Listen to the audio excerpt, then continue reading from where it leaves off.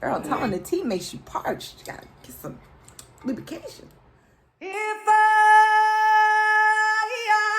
too much, go find love. YouTube for about 3 to 4 years now, and I think 3 years, and completely off of social media for 3 years, and off of YouTube probably 3 to 4 years. But a few of my subscribers asked me, which I already knew you guys were gonna ask me, you know, what happened, what's going on, how you just gonna come back. And I thought I could just come back and kind of jump on. I said in one of my blogs and just be like, hey, and you know, sprinkle some facts in every now and then. But people were like, no, like, where's the big D at? Where's dad? Talk about how I got this from the Dollar Tree. Like, I'm about to do a haul. Let's get back to this, but just come on, like, come through Dollar Tree, come through with the colors. I found me some okay, let me get focused. And my kids watch this, so they watch my vlogs. So I'm going to be very choosy of my words. This is not hiding anything from you, but this is protecting them, and they mean more to me than anybody. So this is what I have to do for them. And for the other source of the partner, I didn't discuss with him how he felt about it or not. So I do have to take that into consideration. Okay, now that I took that into consideration, let's move forward. Getting married, we tried on wedding dresses, we tried on rings and all that other stuff. And then 3 days hit, boom, and I got the letter from the long-term girlfriend, basically. And the girlfriend basically was just spreading all the tea, and she had all of her receipts. Whitney Houston and Wendy Williams me. I was Wendy Williams. I had to be quiet because when Whitney was talking, because she had the facts. I mean, she had pictures and everything. She had everything. She had everything but a DNA test. Like, she had everything. She had all the facts. Years of therapy, which I have been in now, I always knew she was there. I always knew she was there. I was just too scared to raise my children without their father because I had such a choppy childhood. And the more I started to realize about my diagnosis with my mental health, the scarier I got. And then I also had my brother at the time living with me. So I was like, where's he going to go? I had been out of work for years at this time now because we had 3 kids. You got to think I had Alana in 2010. This all came abrupt 2017, 2018. So it was years of me knowing, but not trusting in my faith as much as I say we do. You know, people of faith always talk about faith, but not really trusting in God. I was scared. I was scared that what if I wasn't a good parent on my own? Or even though I was doing it on my own, that's the crazy part. Like, we as women feel like we can't do it on our own, even though we're basically doing it on our own. Like, he's only coming in to leave for work and come home from work. And like on the weekends, he's going out with his friends. Like, maybe Sunday he's chilling with you, but for the rest of the week, it's basically you. But I put on Instagram me trying on the dresses, and old girl got upset. She got offended. She was appalled. She didn't like it. She wasn't here for she wasn't here for me having the dress on. So, you know, when like they say, put that dress on, girl, she was like, no, take that dress off. Take that dress off. I've been around a long time. So we tell ourselves lies like, well, they know better not to call me. I'm always on social media. Don't nobody call him. At least he got his dogs in check. I mean, you don't know the dumb stuff when you want something to be a certain way and God's like, no, girl, no. Stop it. She wrote that 3 days went by. A lot of things with my mental health started spiraling. Long story short, I was committed. And I asked to be committed. I asked J-Rel because I was hearing voices, and I asked him to take me to the hospital. I didn't feel safe around my kids, and when it comes to my kids, my ego goes out the window. If I don't feel like I'm being a good parent or I'm not doing what's best for my kids, I will remove myself.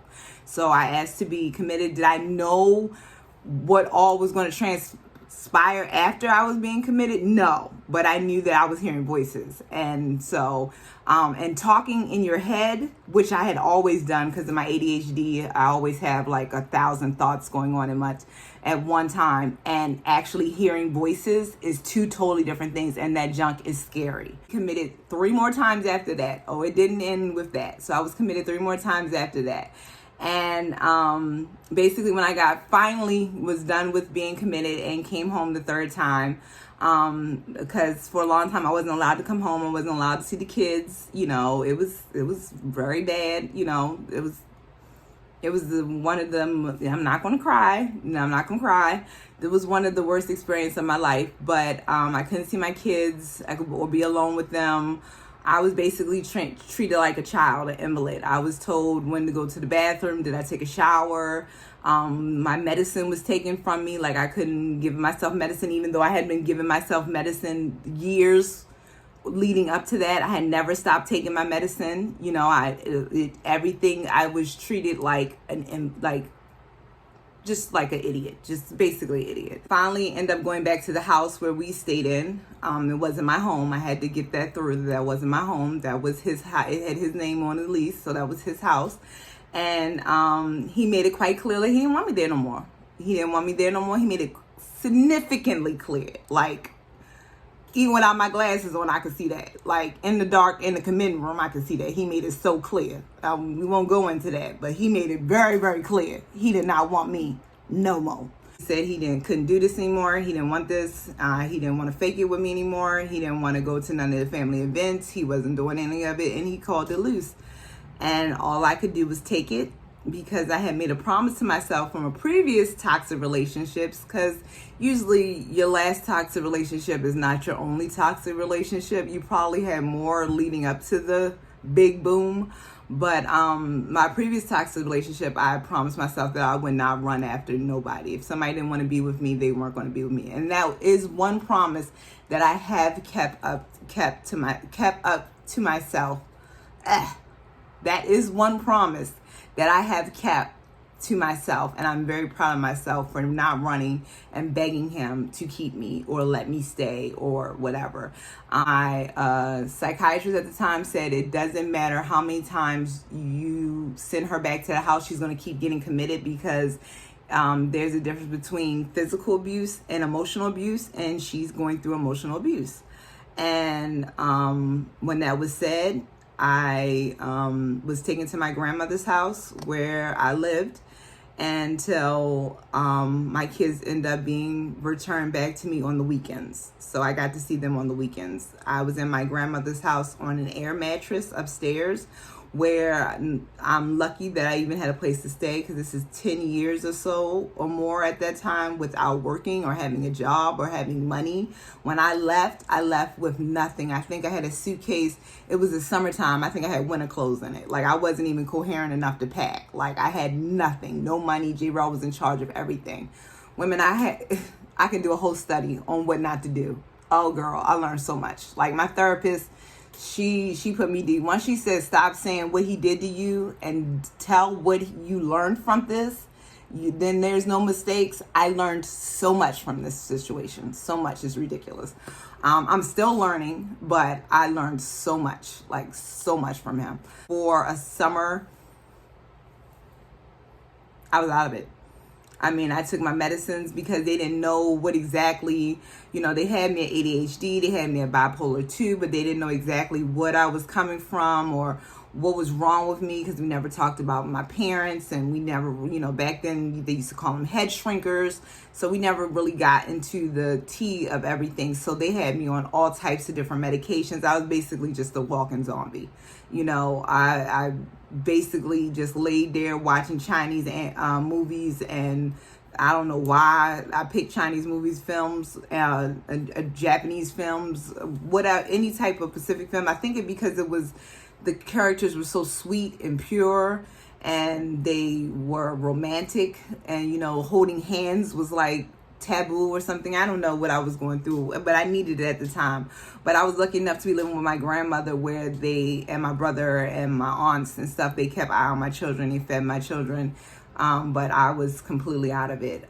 Sorry to myself until I had that moment where, girl, ain't nobody coming to save you. If you don't save yourself, you're going to be right here on this floor. So that's what it's going to be. What you going to do? And so a friend of mine that I met, I really doubt that he'll mind me saying anything. Kevin, who I met when I was in Shepherd Pratt. That's where they committed me to, Shepherd Pratt, at the way station. offered me his apartment, because he didn't really stay there. He stayed at his mother's more than he stayed at his apartment. So sometimes me and my brother would go over there on the weekends if I needed a break, or from my grandmother's house, because there was a lot of people living in my grandmother's house at that time, and us being there just made it even more, especially with my kids. And so eventually we decided that it would be best for me to live there. So when we talked to Kevin, the way he decided it was because when I talked to J. Rowell, he was basically telling me that the kids were coming back with me full time because the long-term girlfriend didn't like it anymore. So, oh, shouldn't smile, but it's not an easy job. And he would take them from Kevin's house to school and back and forth. And that went on for a while until he met his new friend, who he has now, and girlfriend that he has now. Sorry, friend. Now, no tea, no shade. You know, his new girlfriend that he has now. And it wasn't a long gap. You know, he just went from girl to girl. Psychiatrist and my therapist, you know, why I did what I did, why I let things go on so long, what medicines work, what medicines don't work, what medicines make me sleepy, what medicines help my ADHD, what medicine make me more focused, you know, just working out a plan, because I realized that if I didn't help myself, I couldn't help anybody. And then I lost much of myself. So I started going to my aunt, getting my hair done. She was lay and slay me like she did today, girl. Yes, the girl shaved the side of her head. If you didn't watch that vlog, watch that. She does whatever she wants to do. Learned how to put makeup on, because my mother had passed away before it was time for me to before I started really wearing like foundation and concealer and stuff. So I had to go on YouTube, and I give a big shout out to YouTube, Jeffree Star, Naptrader 5, Sam Sherman. So many vloggers help your girl learn how to get her life back together. When people say something just told me, no, it wasn't something. The Holy Spirit, you just was listening this time.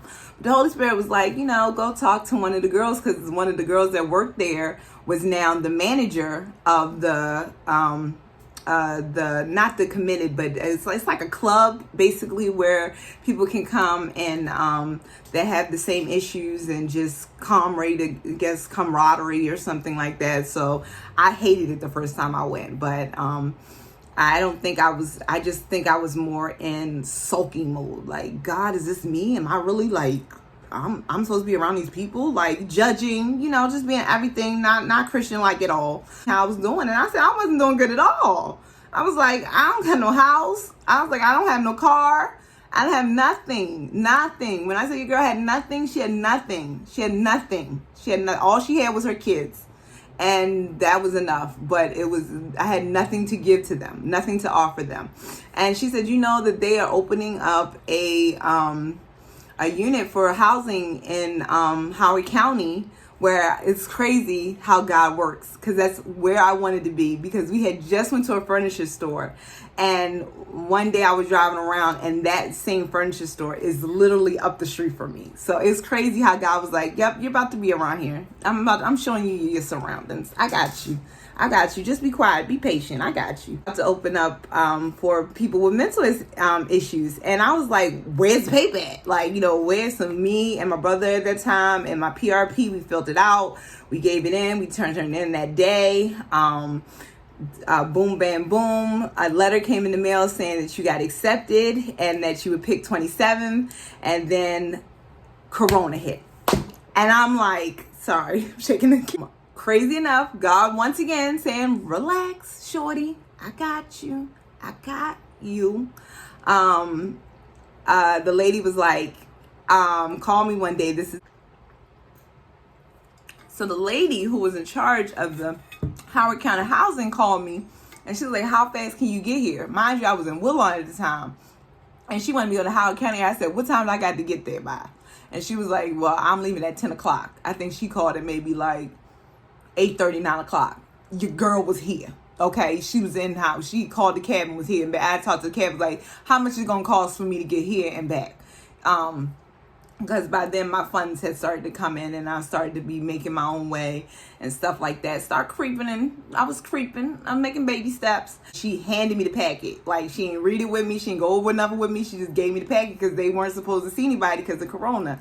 And so we end up looking around, and my brother end up finding this place, this townhouse that I live in. I live in a townhouse, and I end up getting a car, saving up while I live with Kevin, which I'll be also grateful for, because the only thing that Kevin asked of me was for me to help with food stamps, because I got food stamps for my kids. I always was on food stamps, y'all knew that.